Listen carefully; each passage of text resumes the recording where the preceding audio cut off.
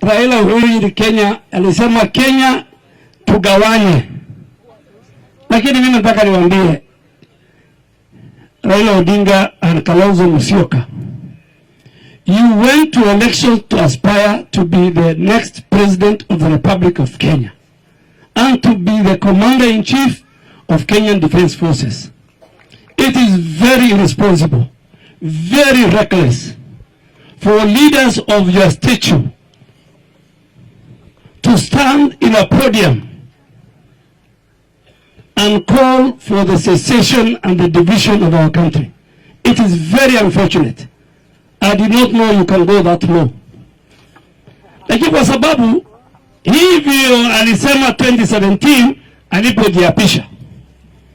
Alipoenda Uhuru Park alijiapisha akasema tugawanye Kenya. Mimi nipewe upande yangu ya huko Januoni. Januoni mukhala naka mwili.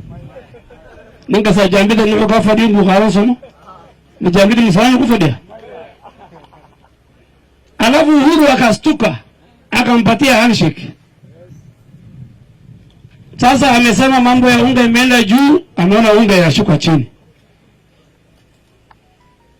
Akasema mambo ya sava, akaambiwa sava hata IBC commissioners hawako. Akasema hii yote imekuwa ngumu kwa sababu William Ruto anamjua sana na mimi namjua sana.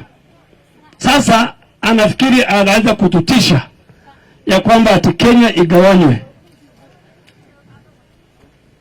The Constitution, Article 1 and the preamble of the Constitution of Kenya talks about a unitary state called Kenya with 47 county units.